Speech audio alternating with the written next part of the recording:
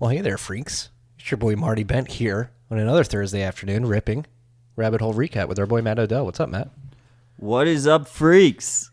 Excited to be here today. Yeah, we got a quick rip. We got Andrew Chow coming in the studio after this to talk about pre-signed Bitcoin, partially signed Bitcoin transactions. Wow, you figured out a new way to fuck it up. God damn it, partially signed Bitcoin transactions. But before we get to that, today we're using Clark Moody's Bitcoin dashboard, bitcoin.clarkmoody.com/dashboard for our stats. According to Clark's site, according to his dashboard, the current price of Bitcoin is $7,820. Currently, 12,788 sats per dollar. We're at block height 612,073. How far away are we from the next halving? He has it listed there. We're 17,927 blocks. Can I jump in here real quick? Jump in. First of all, Clark, awesome fucking dashboard. Really happy to see sats per dollar up there.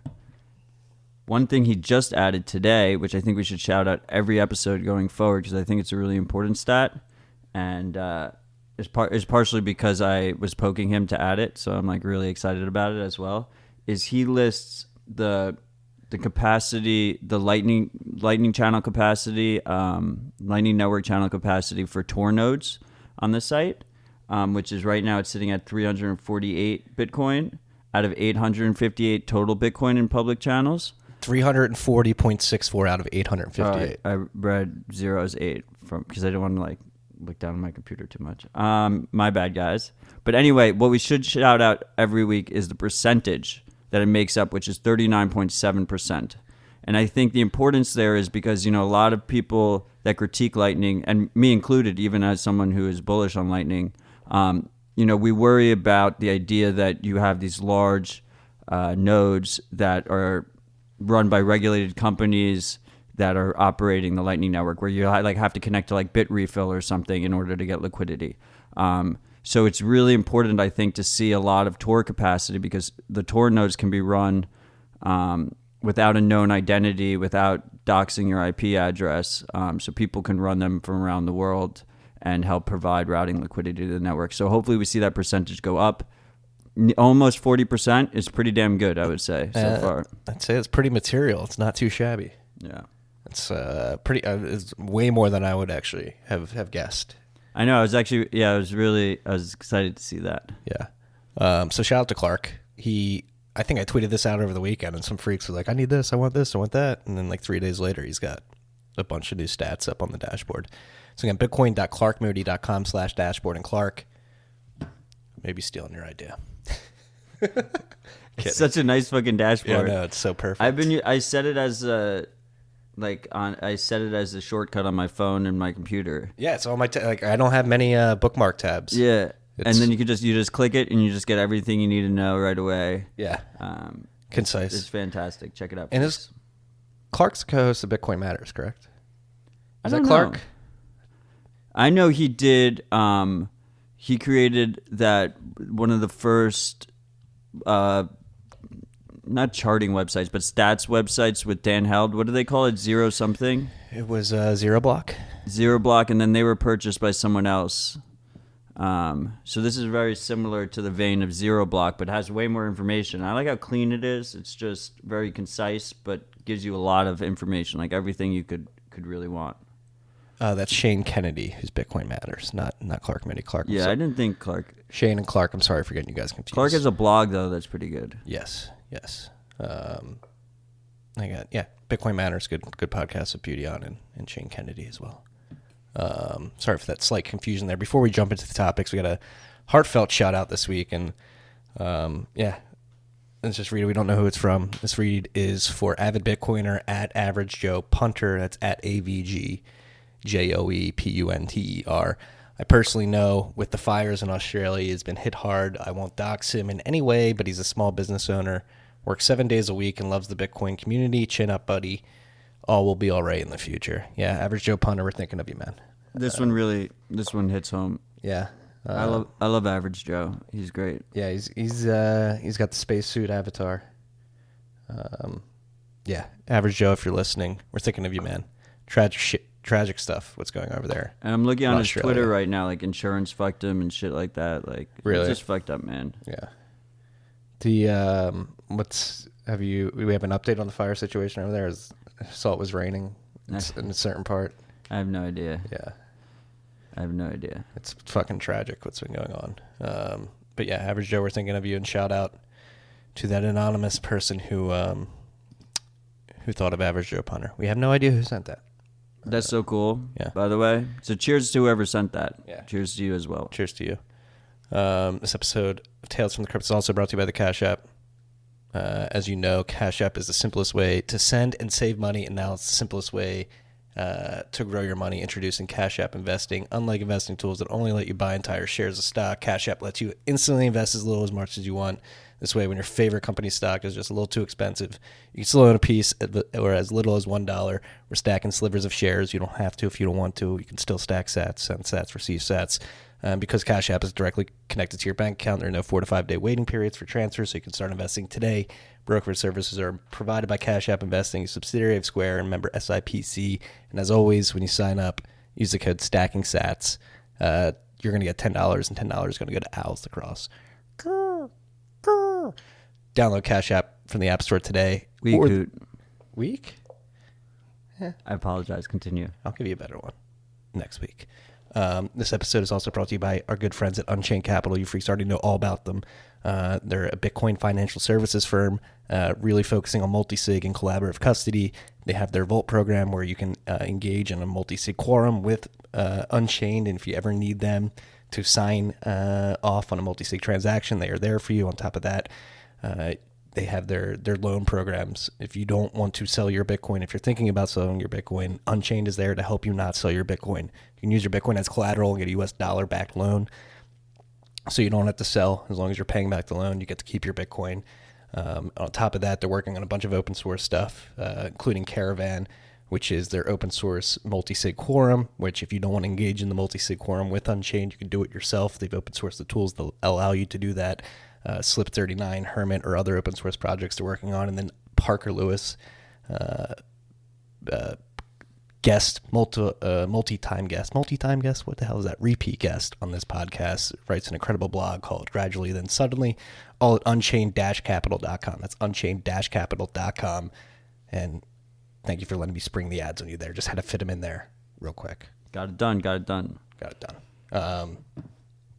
Yeah, and we have to make a correction from last week. I forgot to correct you the day after speaking with Alex.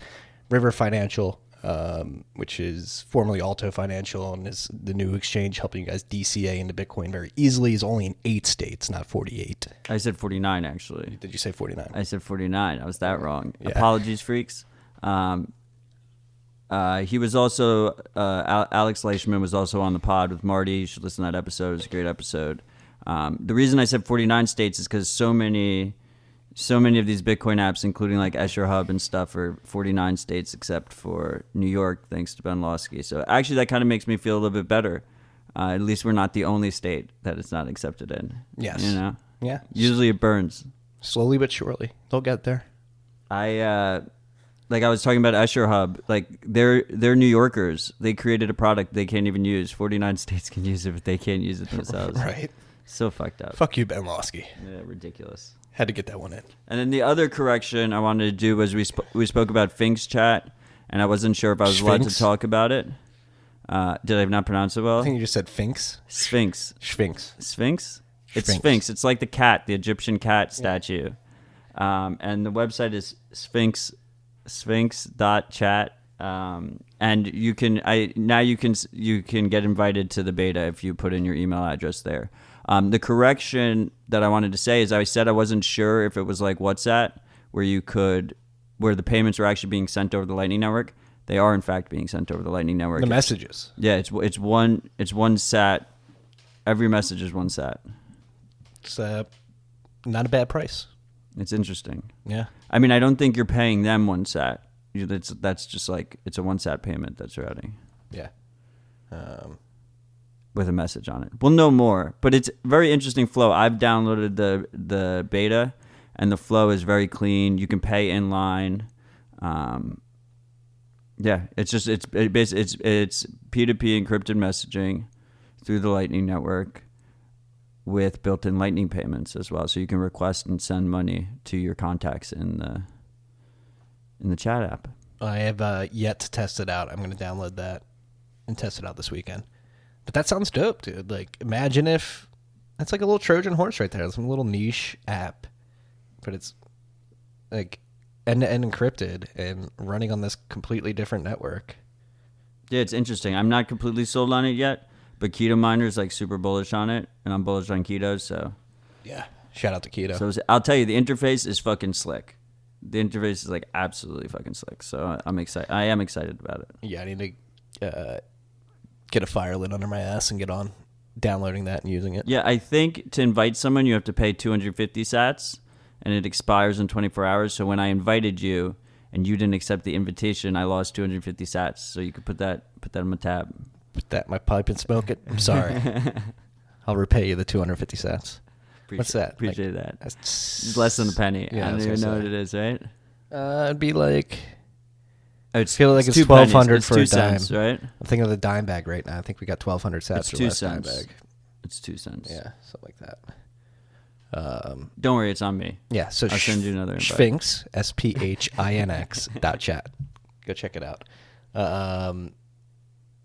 Whirlpool, we talked about it last week. They already released a new version. Whirlpool CLI 0.10.2 has been released. Yeah, this was not as much a correction as a further explanation. I wanted to dive a little bit deeper in here. Well, first of all, they did release a new Whirlpool CLI, which is, it makes it way more stable. It's the performance, it just seems like it's performing like significantly better. The torque connection, like everything, just seems much more smooth. So if you're using Whirlpool, definitely go download that. What I wanted to talk about a little bit more in detail was I was discussing how cheap fees are on Whirlpool, because I actually didn't realize myself, even though I've been using it. The way the reason fees, so the way the whole point of fees for these coin join coordination services are twofold. Obviously, the coordinators want to make some money for actually operating the coordinator server, whether that's Samurai or Wasabi. The second reason is because of Sybil resistance. Basically, like the way you attack these coin join services is by putting in a ton of transactions, and since they're all your transactions, you can do process of elimination of who the rest are, right? So you just send in a bunch, and you try and be like all the participants in a round, except for one or two people, and you can isolate them. Yeah, and we've seen this happen accidentally with like the Huobi plus token hacker. Or robber, not a hacker. Right, well, yeah, so that's not really necessarily a Sybil attack, but if one big player is putting a lot of transactions in and they're not doing good privacy, then it's an unintentional Sybil attack. Yeah, exactly. But anyway, so you have the fee there, and the reason you have the fee there is because it costs them money. As they keep trying to add more attack transactions into the mix, it costs them an increasing amount of money, and as more people are using these services, that cost gets higher and higher and higher and higher, and it becomes untenable. That's the idea. But you want to keep it, you want a balance there where the fee is not too high to dissuade people from using it, but you want it to be high enough to dissuade Sybil attackers. So what's interesting about Whirlpool is that because Whirlpool has this TX0 setup, which we've talked about before on the pod, it's one of the things I really, really love about Whirlpool compared to Wasabi, where when you enter the Whirlpool, it creates all these equal amount outputs, and you pay the fee there, and then you never pay a fee again. So by doing that, by charging the fee at that point at the transaction 0, and basing it on whichever pool you're going into, not the amount you're sending in. So whether you send 4 Bitcoin into the 0.1, the 0.01, the 1 million sat pool, or if you send 2 Bitcoin into the 1 million sat pool, it's the same fee. So the reason that is because none of those outputs from a single transaction 0, whether that's 20 outputs or 40 outputs or 60 outputs, are operating on different clients. So from a Sybil situation, they're all grouped under the same user, because Whirlpool software, the coordinator is automatically not allowing, you to have multiple inputs in each Whirlpool transaction. So it handles the Sybil resistance, but if you're an actual honest user, you end up paying low fees. It's really elegant how they handle that. Yeah. So are they avoiding like a fee taint, if you will, after TX0? I wouldn't say taint's not really the right word, but with Wasabi, you have the issue where the Sybil attacker and the honest user are paying the same fee. In this case, the Sybil attacker is paying a higher fee and the honest user is paying a lower fee. And you also have the issue with Wasabi that because the fee is taken out every single round, that all the amounts aren't the same across the board, right? The cool thing about Whirlpool's Transaction Zero is that That's what I was getting you at. have this almost infinitely growing a non-set because you have every Whirlpool transaction has to have remixes built in and new mixes. So there's this chain of exactly equal outputs that keeps growing. With Wasabi, they're all different amounts. It gets a little chopped off each remix. Yeah, every round it's just a slightly different amount. Yeah, it either gets made smaller or you have to combine it with some change. Or Exactly. Like that. Yeah. Now, Wasabi does have that additional fee taint that they have a fixed fee address. And that's when we saw with Binance, when they were blocking, when they blocked that guy's withdrawals, it was because there was a connection to that fee address. There's ways for chain analysis companies to detect Wasabi without that, but the fee address makes it easier. They just put the fee address in the software, and if it comes up that it paid the fee address, then they know it was a Wasabi transaction. Now, what's the site that helps you visualize this? kycp.org. Yeah, and that's made by the Samurai guys. Yeah, so you can like plug in your transaction. Use Tor or Xcode. VPN when you do that. Yeah.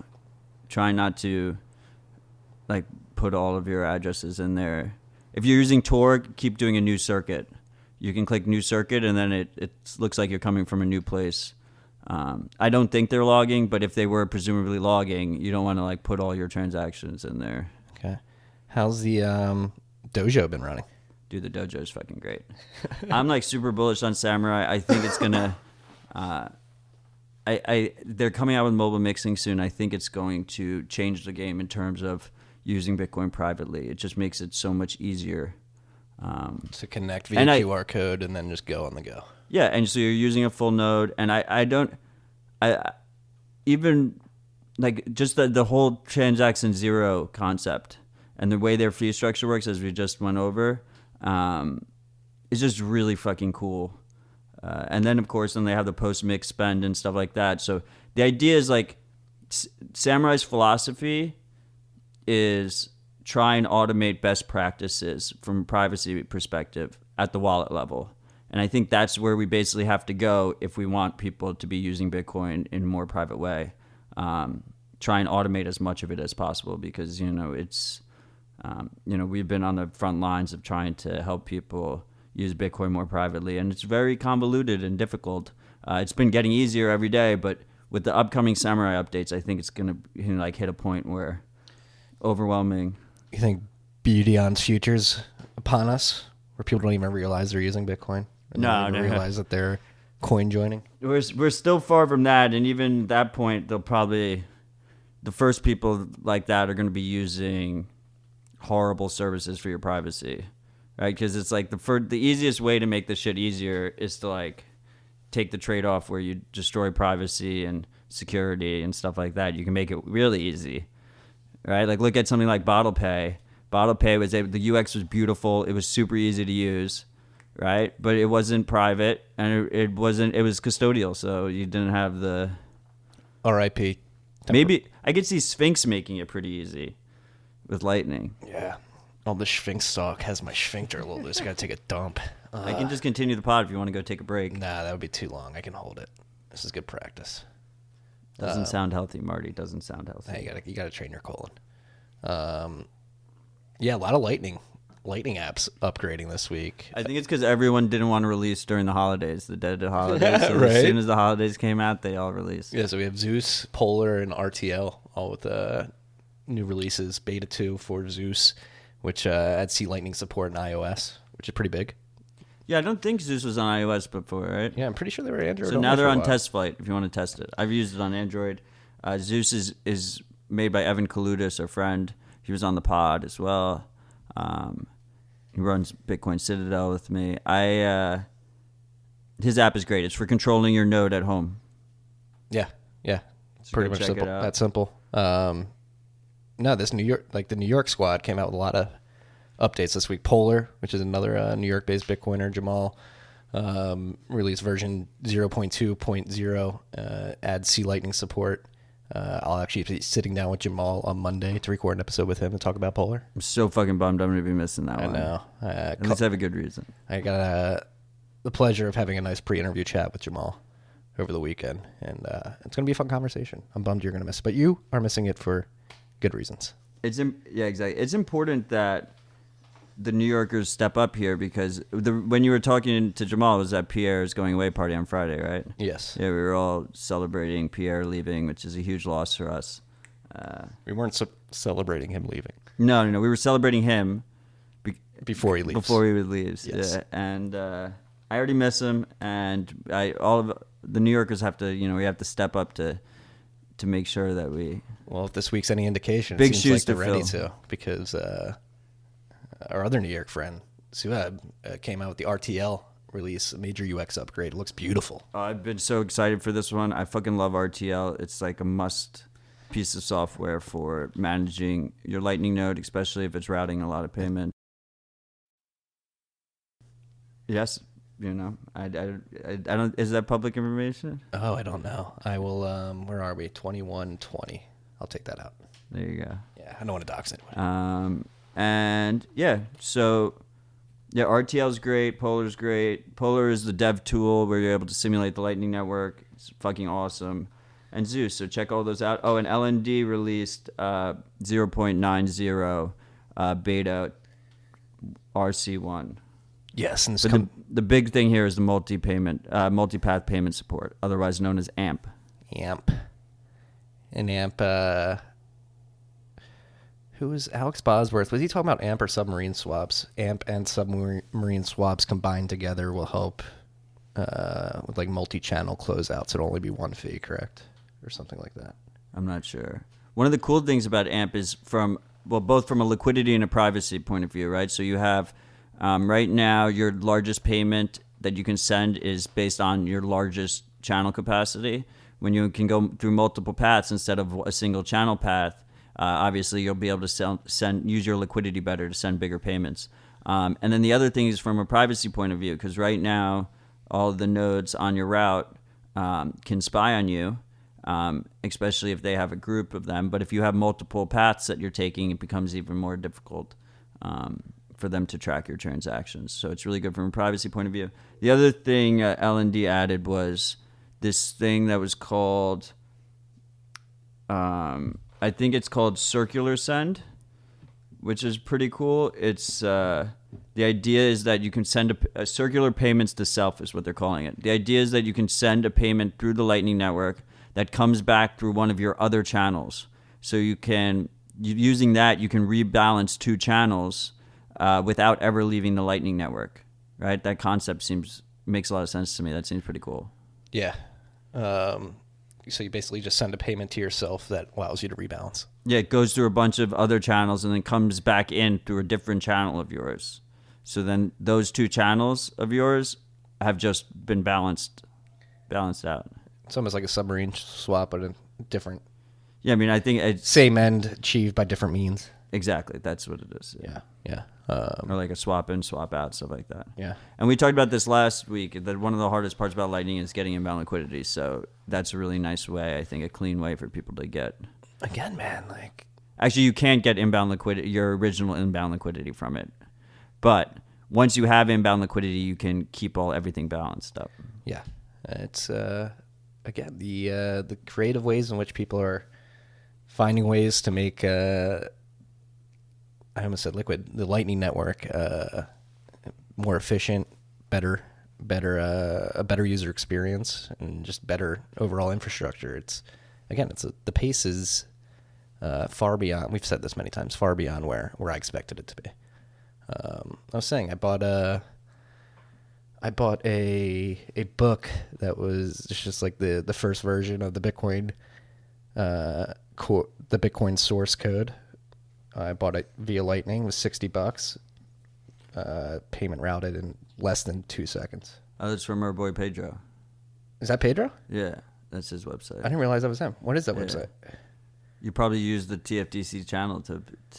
Did you pay with Lightning or with? Yeah, I pay with Lightning. Yeah, you probably used our channel to do it. I opened a bunch of liquidity for him. Yeah, but He just opened it. It's a brand new site. yeah, I did that like a week ago. What's the website? It's a really good name. I forgot. It was a really good name. I was like, as a domain hoarder, I was. Well, it was like hash something. And while you're looking that up, I was doing some data crunching. Pirate hash. Pirate hash. Such a fucking good domain name. While you were looking that up yesterday, I was doing some data crunching on our 2019, at least May on, from when we started the site and started our BTC Pay server instance. Just breaking down all the usage on our site. It's crazy. Micro transactions people are using them. People are the dime bag. So the dime bag, out of all the payments that were accepted on our BTC Pay server in 2019, the dime bag, which was 10 cents per 10 cents worth of sats per call, was 60.75% of all the transactions that we received, the payments that went through. It made up less than 1% of the value that we accepted, which is a pretty crazy stat to me. That is pretty crazy. I guess the dime bag brings it a lot down, you think, or? Well, yeah. I mean, people are using microtransactions. That's what I got from it. That's what I'm saying, and right? that it is. I mean, the use case seems there. Yeah. I mean, I think sending a Lightning payment it's just a cleaner UX. Yeah. And let's keep in mind this is one particular use case. Obviously, a shout out's going to go a lot further than a dime bag purchase. Right. But most of our shout outs are Lightning, right? I think it's like half and half on the shout outs. Once you get above $20, it's actually an interesting breakdown between Lightning and on chain. The merch sales really prove that point. Yeah, I mean, fees are still really cheap. Yeah. And then also, some people have a problem finding the Lightning payment on the checkout flow of our store. BTC Pay. Yeah. Because you got to click the Lightning. You have to click the Bitcoin logo on the top, right? Yeah. Many things to work through. It's getting some use at least. Yes, absolutely. Yeah. I mean, I just like when I send a Lightning payment that the check mark just pops up right away. Like the payment just, it's just like fucking clean. Yeah. I just wanted to do a correction.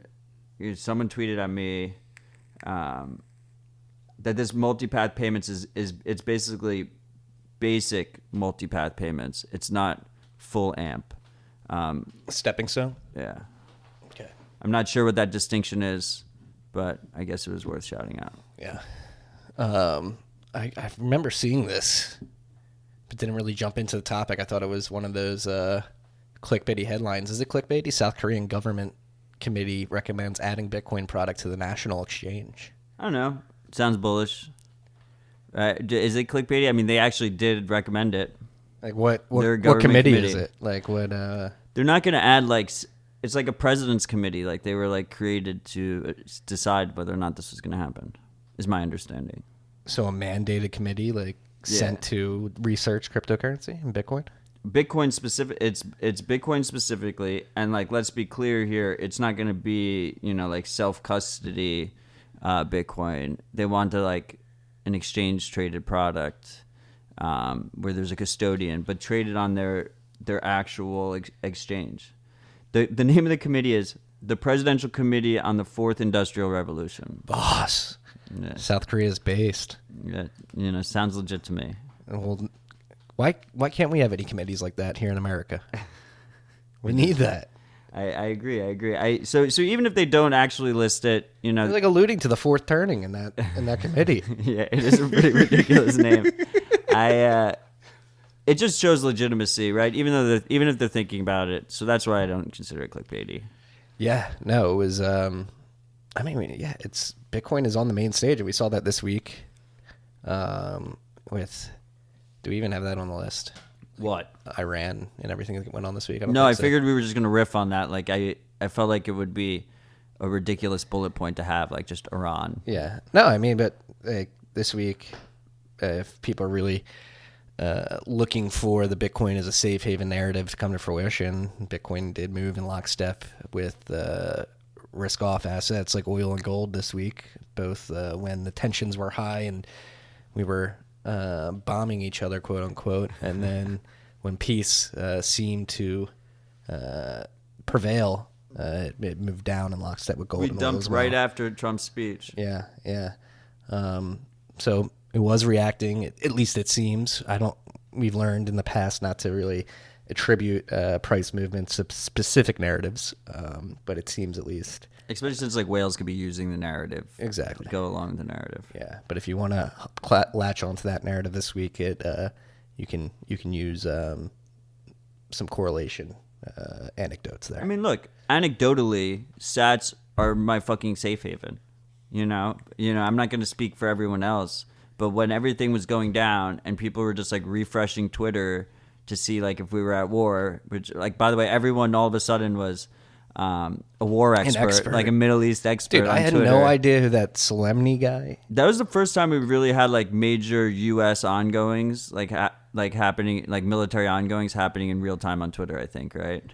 I've talked about this a lot on the podcast. Last time was 2012 Syria after the gas, the sarin, quote unquote sarin Right. gas. That was a while ago. Yeah, but that was like the first time Twitter really showed to me that like it is a part of the geopolitical conversation, and if people scream loud enough on Twitter, that politicians will hear It was definitely a lot bigger now.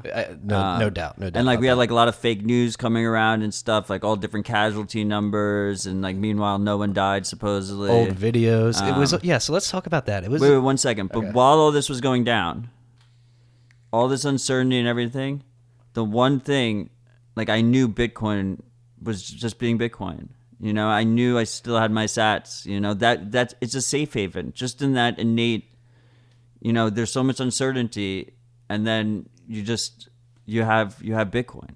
Yeah, it's there. Find safety in sats for Exactly. And yeah, especially if you self custody, it gives you even more. No, yeah, only if you self custody. Only if you, yes, only if you self custody, not especially. Only if you self custody. That's certainty that you get. Does definitely come with some anxiety, but I think the overwhelming feeling is security. But back to the topic at hand, the events of the week between the U.S. and Iran. I don't know. It was like it just seemed like puppet masters manipulating the masses and like doing a waltz on the global stage. Like we were warning each other that we're going to bomb each other, and you bomb each other in places where nobody's going to get killed. And what the fuck was it was all like very there? too symbolic and very choreographed. And yeah, and then like Trump tweeted out like all is well, like we're getting like missiles are being fired at our bases, and like we don't know what the casualty numbers are or anything. Everybody's like, so far so good. Everybody's freaking out on Twitter. Yeah, so they supposedly, I mean, this is not really in our purview, but might as well talk about it because everyone's freaking out. They like the Iranians like called up the Iraqis and told them we're going to bomb this joint U.S. Iraqi base. And then they like evacuated and took precautions, and that's why no one died, right? Yeah, and they droned they bombed like the drone area where there was nobody going to be getting in there, no personnel going to be. It's where we launched the drone that killed Soleimani, right? Yeah, I guess. But yeah, it's just weird. It was just a very weird. I feel like we don't know everything. Let me put it that way. No, that's why I actually made a concerted effort not to write about it or tweet about it much, because I honestly was like, I've never heard of this guy. It seems like the only thing I was retweeting about it was Michael Krieger at Liberty Blitzkrieg on Twitter. He just basically, before we even started bombing each other, called it out in the beginning of the week, like, be prepared, you're about to be onslaughted with more propaganda more heavily than you've ever experienced. You're just going to be very confused, and that's actually how the week played out. The important thing is that Bitcoin just kept marching on, just block after block, and that's just safe haven, you know? Yeah. It was there, and this is a good segue into the next topic, which I wrote about in the Bend today. Neil Woodfine put together a great thread of how Bitcoin can still run in an offline environment today, something that we talk about a lot here at TFTC, and Neil just did a monster thread. I believe it was 50 tweets going through all the technology and hardware that exist within the Bitcoin ecosystem. I know people hate that word, but whatever. Today, and again, Bitcoin Bitcoin as a project has its priorities straight. Like, we're going to need this hardware in the future if shit ever does hit the fan. It was actually like a presentation. He gave a presentation. So we're going to link to the video for the presentation and his slides. And then he made a baller-ass thread highlighting it all, which actually, as like a Twitter user, I really appreciate the thread. The thread was great. As a Twitter, I only knew about the thread. And I wrote about it today. So it was actually like a video, and not like it was actually a live presentation he gave. But yeah, you should all check it out. It's super important. Yeah, it is. And it's important to work on this stuff today and have it ready. Like we say, you want Bitcoin before you need it, and you want this infrastructure in place before you really need it. Yeah, I mean, you're not like setting up a SAT node when shit hits the fan. Like, you have to be prepared ahead of time. Yeah. And the technology to do so is not that expensive. I believe, tweet 15 of that thread, he showed a picture of $150 worth of hardware that could have you accepting Bitcoin transactions from the satellite node within a couple hours. The harder part is broadcasting. What was really cool, because you can't broadcast through the node, you can only receive. But what's also really nice is when you receive through the satellite, it's more privacy because it's passive. Like, no one can tell like you're actually running a Bitcoin node. And then the other thing you mentioned, which is I think often overlooked, is like everyone in a community that's like off the grid doesn't have to run like a satellite connected node. One person can do that, and then they can have like Wi-Fi repeaters that operate around that extend the connection. That's one of the key phrases I liked of the presentation is internet minimized. It's never going to be internet free, but internet minimized. Because we still need to like get the transactions to miners and get the blocks from miners. And I had something else I wanted to add. It's more like the last mile, the last 10 miles. Yeah. What the fuck? The SAT node, I guess it could be like the last 50 miles, 100 miles if you wanted to. The broadcast is more difficult, as you said. But stuff like transaction 10 to make it easier because you can go through, mesh and then do a SMS hop at the end and stuff like that. Yeah, and I remember what I wanted to say, get a little cosmic. Another thing that Neil mentioned in his presentation and thread, Bitcoin is literally flowing through you at all times via these satellite waves. So like if you are in the area in which the satellite is covered, everywhere basically everywhere, like you literally have Bitcoin data streaming through you via radio waves at all time, because it's multiple satellites. And they, just to be clear, Blockstream doesn't own these satellites. They're renting space on commercial satellites. They own channels. And it is an alternative, and it is a centralized alternative. It's absolutely centralized, but you can verify the transactions with your own node to make sure that they are according to the rule set that your node enforces. Yes. So you can verify. Yeah. But it is absolutely centralized. I imagine with people like Elon launching Starlink and stuff like that, though, there will be competition for satellite nodes in the future. Hopefully. Hopefully we have tons and tons of different providers. I think that may be the case. I don't know about this TesterCube PGP. This is you. Well, CoinShare, right? Yeah. CoinShare NZ. He's in New Zealand, right? Yeah. He did the. Have you ever met him? I never met him in person, but he did the GoTenna demonstrations about a year ago, right? I met him in Riga. Awesome fucking dude. Really good dude. So he actually recommended TesterCube to me, like in November or something. And it was one of those situations where someone liked the tweet from November and it popped up in my notifications, and I missed it like in November. I didn't even see when he had replied. So I was like, we should mention it now. TesterCube is interesting because it's PGP on mobile, and it's both on iPhone and Android, and it's I've downloaded it. It seems extremely easy to use. CoinShare recommended it. I respect CoinShare, so I was passing along the recommendation. I haven't used it I've just downloaded and tested it out. I haven't actually used it for a while. It doesn't appear you can verify. One of the things we talk about here is verifying PGP signatures of your downloads to make sure they haven't been changed from whoever created the software distribution. I don't think you can verify downloads with this. I think it's only for PGP messaging, but I might be wrong. I played with it for 15, 20 minutes, basically just trying to figure out if I could verify signatures that of downloads. Yeah, and this is TesterCube, TESSER Cube.com. Let's go check it out. Looks like cool. Slick. I haven't played around with it at all yet. Uncle Marty's a late adopter. This is something I like that Cranking does every year. They release their yearly government request transparency report, and it seems like they're getting more and more requests as the years go on. This is scary as fuck. I mean, we all should know that this is happening. All right, so here are the stats. 2019 global law enforcement requests, they're up 49% from last year. This is Kraken alone, mind you. And think about where they are located globally. They're Because no one else releases this shit. Yeah. They're all getting hit with tons and tons of requests. So again, anyone who does KYC. The increase in requests from 2018 is up about 50%. There's 710 total information requests that were received in 2019. There were 1,222 impacted accounts. 62% of all requests resulted in data provided. It's a pretty high hit rate. And then 28% of requests were non-valid. Meaning the law enforcement agency reached out and they really didn't have any authority or what's the word I'm looking for? They didn't have any rights to the data. Wonder what happened to the other 10%.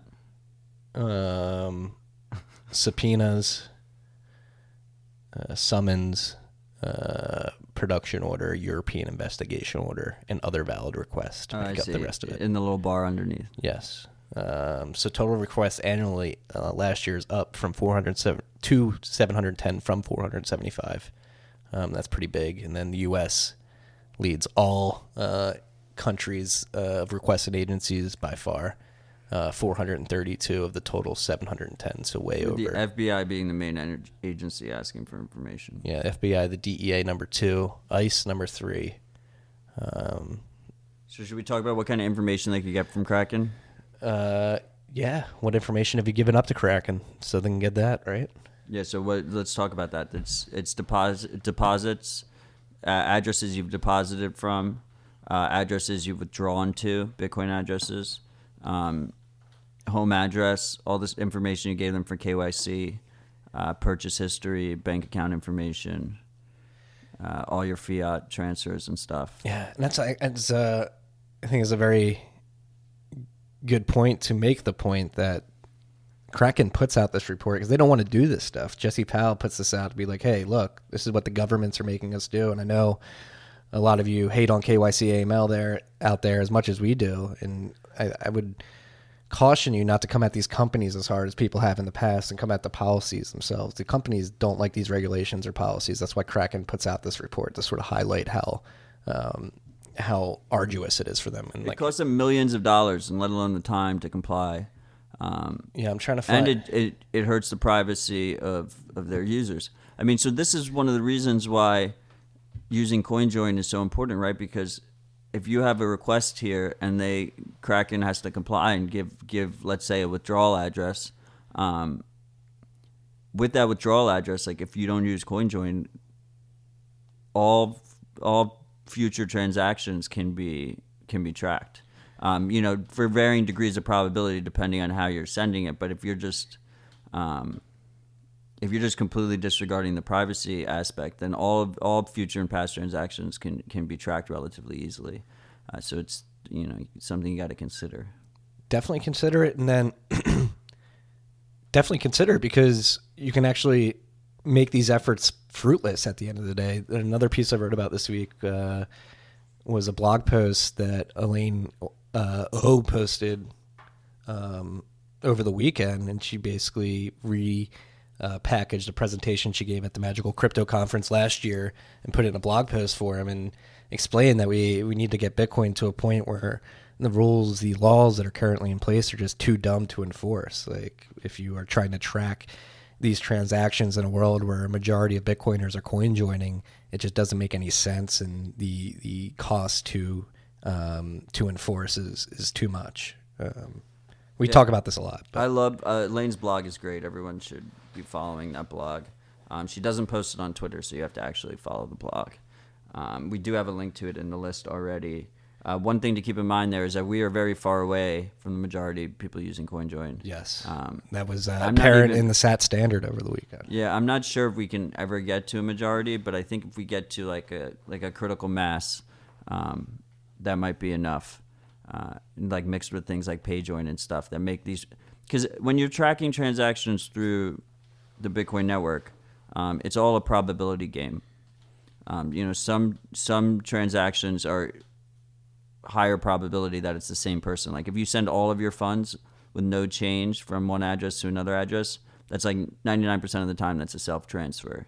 Because why would you be paying someone with no change? Like what situation is like, oh, give me everything in your pocket? Like that just doesn't happen in real life. So things like PayJoin and stuff that break down those probabilities and make it really hard to guess where, Bitcoin changes hands. But yeah, just at the most basic level, you send one transaction, then all of a sudden the probability of it being you, while still high, you could be sending it to someone else, just like one hop, But CoinJoin breaks those links a lot better if you do it appropriately, if you do it properly, which is difficult. But things like Samurai are making it easier. So no, and I really cautiously optimistic. Yeah, and that's why I like the framing of Elaine's blog post. It was like, hey, the technology exists today to make these laws too dumb to enforce. You just have to act. You have to act. Yeah, and I want to be absolutely clear here. Don't break the law. We're not telling anybody to break the law. Oh God, no. It's what these. What? We're not insinuating. Yeah, these leaks, these links, isn't just for like government requests and stuff, right? Like if Kraken's database gets leaked or hacked and stuff like that, then they can also be used against you by tons of bad people. This is about financial privacy, like the most basic level of financial privacy. And then the other thing is like, I get a lot of shit about this. Because Lightning is very new, but I do think Lightning is going to help a lot here in the privacy realm. Things like it doesn't have any toxic change when you pay people, that the transactions aren't recorded on chain. So a combination with CoinJoin techniques plus then funding Lightning channels with those, post CoinJoin UTXOs could end up being very powerful here for just like very user-friendly privacy. So I'm cautiously optimistic about that, and it's definitely something to watch. I mean, you shouldn't be opening channels without coin joining first, in my opinion. Even if you fuck up the coin join, is better than not doing it. Yeah. I've made that mistake in the past. I will try to be better going forward, though, Matthew. Be better, Marty. I'll try. But staying on that privacy tip, another thing that got written about in the Bent this week, I don't know how much weight we should put into this movement, but I noticed yesterday morning. Was it yesterday morning or 2 days ago? I forget at this point. It was yesterday. Are we talking about gold? No, it was 2 days ago. I'm talking about 2 days ago. It was 2 days ago. I'm talking about liquid tether. So 2 days ago, there was a whale alert that a trader had moved converted 15 million tether from the ERC20 version to the liquid tether version. It was Bitfinex who converted it, right? Well, Paolo from Bitfinex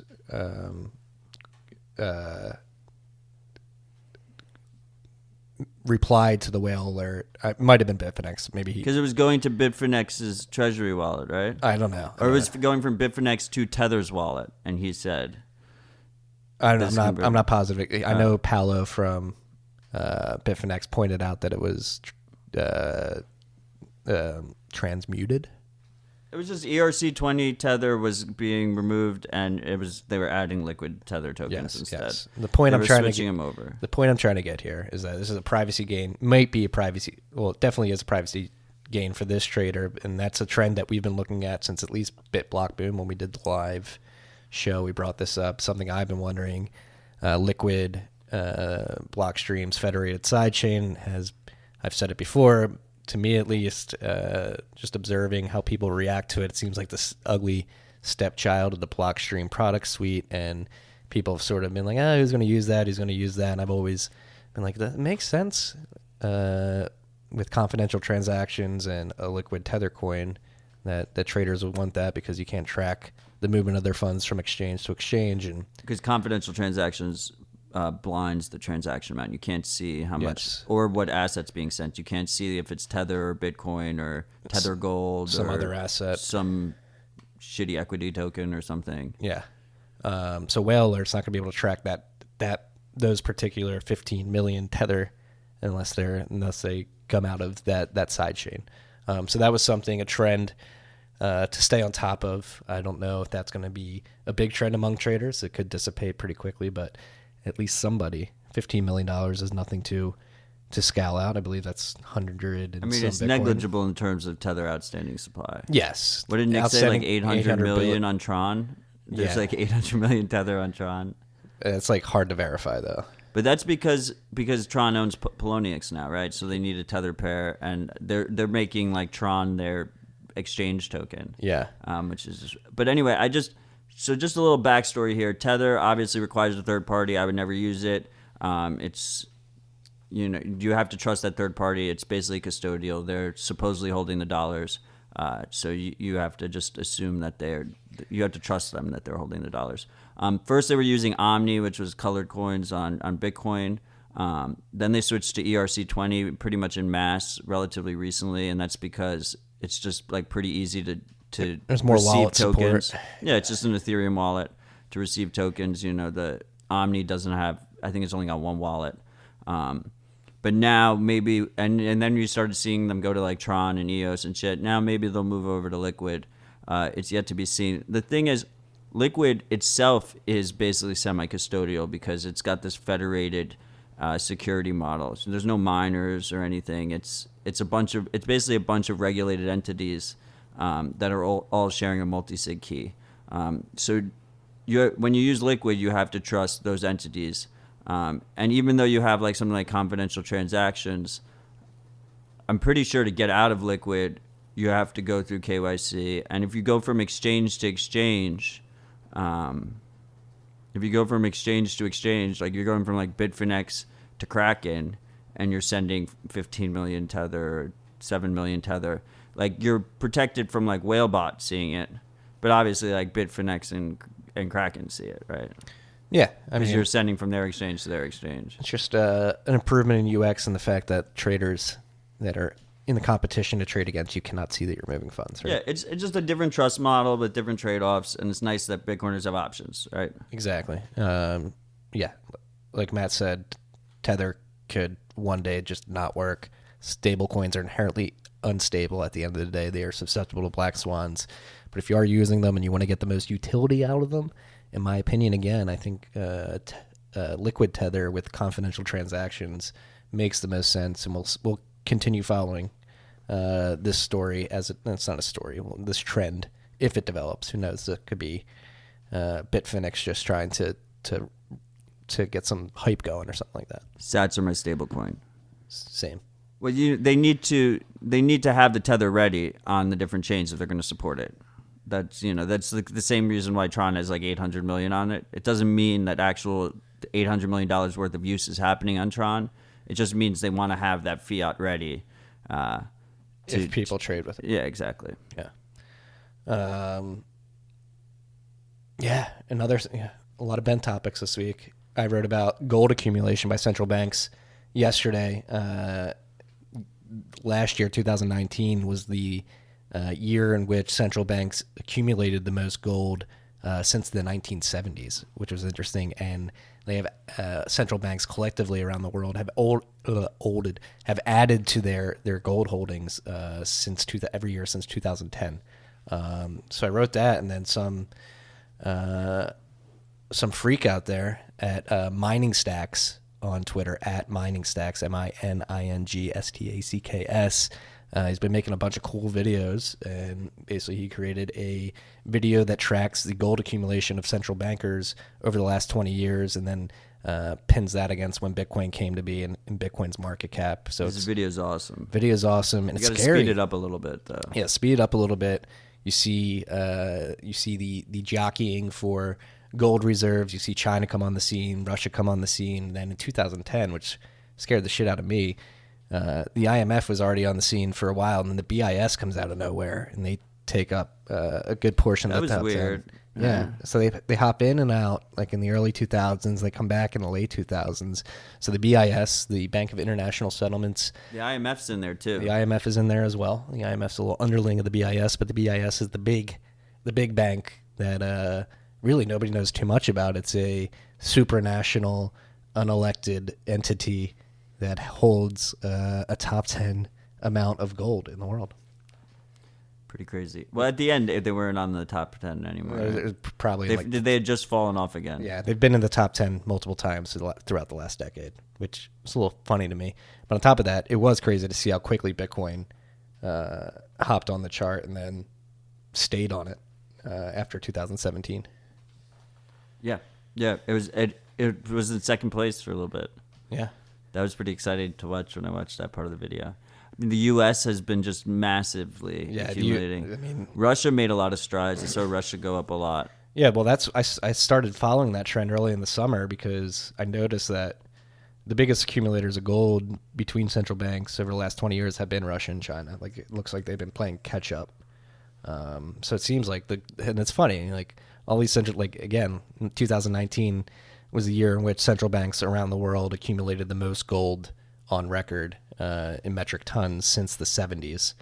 And it's like all the mainstream media and the central bankers like to paint gold bugs as crazy preppers, but it seems that the central banks are prepping themselves.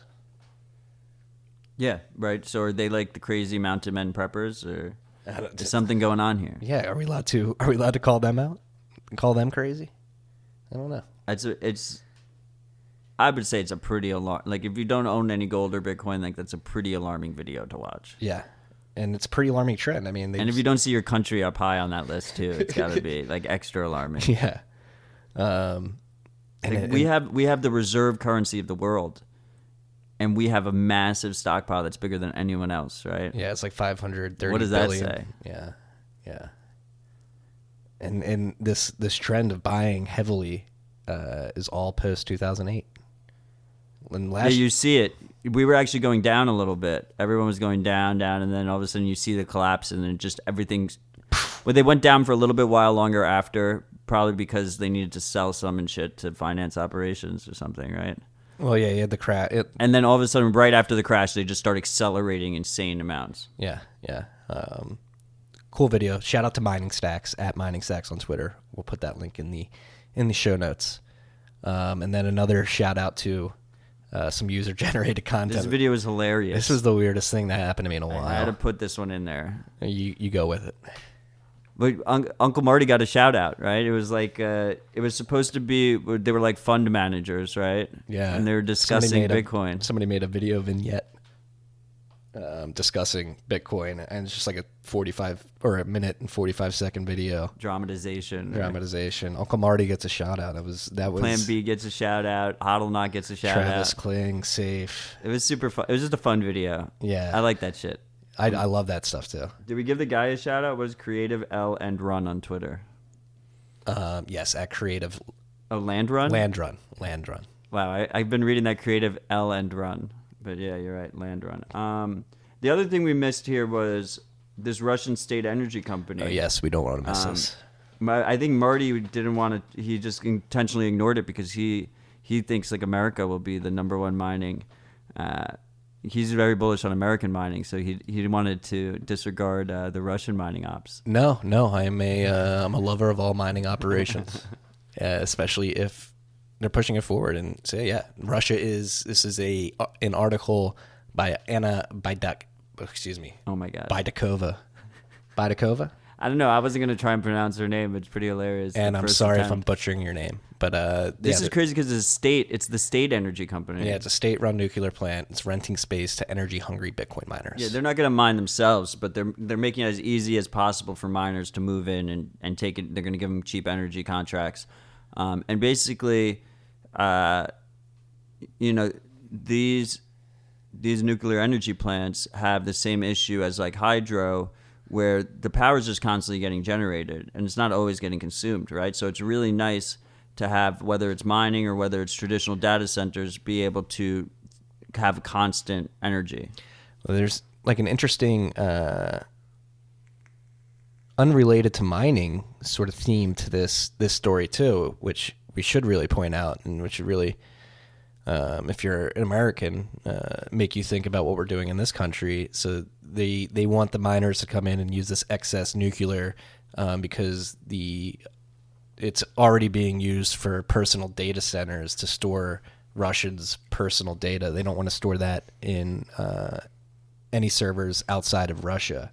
So they're forcing the data centers to do it on site at these nuclear power plants, which is just interesting to me. They don't want Russia's making a move to take control of their digital infrastructure, which actually that shouldn't surprise you. They're pretty despotic. But well, they're pretending. I mean, because the EU's made similar overtures. I think they're already enforcing it. They're pretending it's for the privacy of their citizens, right? Like, why do you want to trust? You don't want the Americans or the Chinese to be able to look at this data. But really, what Russia, it's twofold for Russia. Like, they'd prefer if they weren't looking at the data, but they really want to look at it themselves, right? So that's why they want to keep it domestic. And recently we talked about how they're having all the ISPs install black boxes so that they can both monitor and shut down the internet on demand if they need to. Going back to Neil's talk, that's why it's so important to build out this infrastructure. yeah, so start building your satellite nodes if you're a Russian listener. I'm sure you guys are way ahead Everywhere. of it. Doesn't matter where you are. Yeah, it's true. American too. It's on my list of projects. I got to get that shit done. Me as well. Well, that's all for our list here. You got anything to riff on? We have a podcast coming up. What's our time check here? We've got to go. We've got to post this. Okay. Well, we love you, freaks. Yeah. Keep crushing. Peace and love.